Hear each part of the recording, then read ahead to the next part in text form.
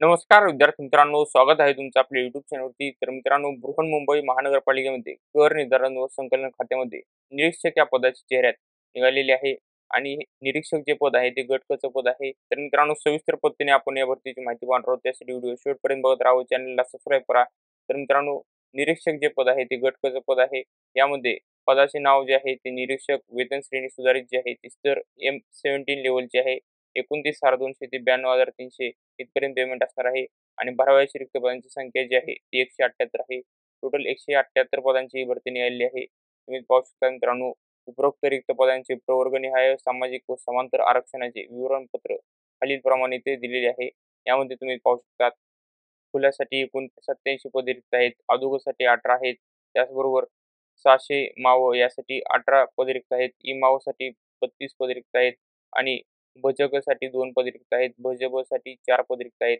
तसेच विजा अ साठी 3 पदे रिक्त आहेत. अजसाठी 3 पदे रिक्त आहेत आणि अजासाठी 11 पदे रिक्त आहेत. टोटल जे रिक्त पदांची संख्या आहे ती 178 आहे. म्हणून आपण निरीक्षक या पदाकरिता वयोमर्यादा काय आहे ते आपण पाहणार आहोत.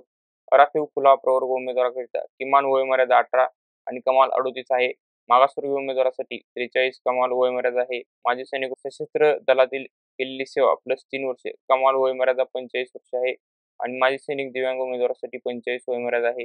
प्रकल्पग्रस्त उमेदवारासाठी 45 आहे. भूकंपग्रस्त उमेदवारासाठी 45 आहे.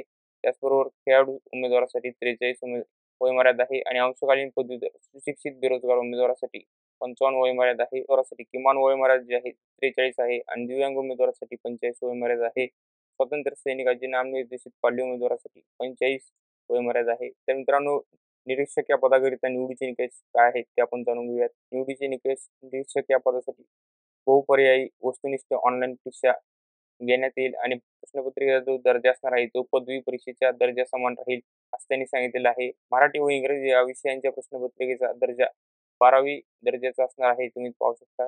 त्याचबरोबर इथे परीक्षेचा पॅटर्न दिला आहे. मराठी भाषा व्याकरण, इंग्रजी भाषा व्याकरण, सामान्य ज्ञान, अंकगणित आणि मुंबई मनपा अधिनियम 1888 चा हा ॲक्ट तुम्हाला संपूर्ण हा विषय असणार आहे, तो पण करायचा आहे आणि यासाठी तुम्हाला 50 प्रश्न असणार आहेत आणि अंकगणितासाठी 15 प्रश्न असणार आहेत. सामान्य ज्ञानसाठी 15 आणि मराठी, इंग्रजी ग्रामरसाठी 10 प्रश्न विचारण्यात येणार आहेत.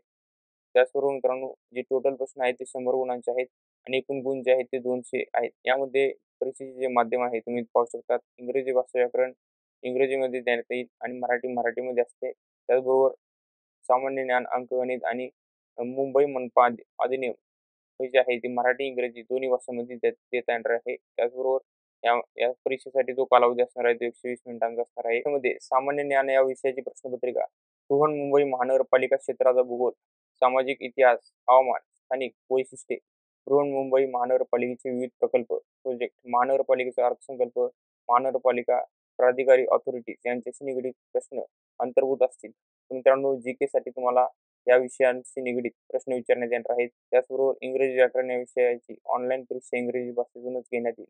त्याचबरोबर जे इतर सब्जेक्ट आहेत त्यांच्यासाठी तुम्हाला मराठी व इंग्रजी भाषेमध्ये परीक्षा देता येईल. करण्याची जी तारीख आहे ती 20 सप्टेंबर पासून 19 ऑक्टोबर पर्यंत आहे. त्याचबरोबर ऑनलाईन परीक्षा शुल्क जे आहे ते आरक्षित खुला प्रवर्गातील उमेदवारांकरिता 1,000 रुपये आहे.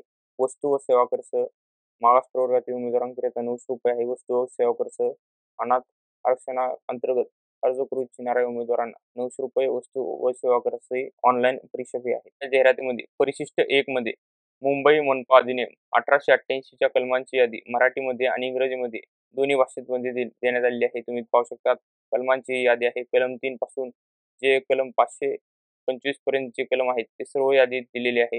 हे कलम जे आहेत ते मुंबई मनपा अधिनियम या विषयात विचारण्यात येणार आहेत. पात्रता व आवश्यक अर्हता काय आहे ते आपण जाणून घेऊयात. उमेदवार कोणत्याही शाखेतील मान्यताप्राप्त विद्यापीठाची पदवी उत्तीर्ण असावा. कोणत्याही शाखेतील मित्रांनो पदवी इथे चालते. कोणतेही जर का तुम्ही ग्रॅज्युएट असाल तर हा फॉर्म भरू शकता. उमेदवार माध्यमिक शालांत प्रमाणपत्र किंवा तत्सम किंवा उच्चतम परीक्षेमध्ये 100 गुणांचं मराठी विषय निम्न स्तर किंवा उच्च स्तर घेऊन उत्तीर्ण असावा. उमेदवार DOE ACC सोसायटीचे CCC किंवा O स्तर किंवा A स्तर किंवा B स्तर किंवा C स्तरावरील प्रमाणपत्र किंवा महाराष्ट्र राज्य उच्च आणि तांत्रिक शिक्षण मंडळाचे MSCIT किंवा GECT चे प्रमाणपत्र धारण करणारा असावा किंवा सदर प्रमाणपत्र सादर करण्यास सूट देण्याकरिता महाराष्ट्र शासन संदर्भात वेळोवेळी संगणक हाताळणी किंवा वापराबाबत मान्यता दिलेला अभ्यासक्रम पूर्ण केलेला असावा. तथापि नियुक्तीच्या वेळी उमेदवाराजवळ सदर प्रमाणपत्र नसल्यास नियुक्ती दिनांकापासून 2 वर्षांच्या आत सदर प्रमाणपत्र सादर करणे आवश्यक आहे. अन्यथा त्याची सेवा समाप्त करण्यात येईल. आणि उमेदवाराजवळ जी 34 शैक्षणिक अट आहे ती उमेदवाराजवळ मराठी व इंग्रजी टंकलेखनाचे प्रत्येक 30 शब्द प्रति मिनिट वेगाचे शासकीय व्यावसायिक प्रमाणपत्र असावे. तर मित्रांनो तुमचं 30 WPMचं टायपिंग असणं आवश्यक आहे. माहिती होती बृहन्मुंबई महानगरपालिकेमधील निरीक्षक या पदाच्या भरतीबद्दलची. अशाच लेटेस्ट अपडेट्ससाठी व्हिडिओला लाईक करा, शेअर करा, चॅनेलला सबस्क्राईब करा. धन्यवाद मित्रांनो.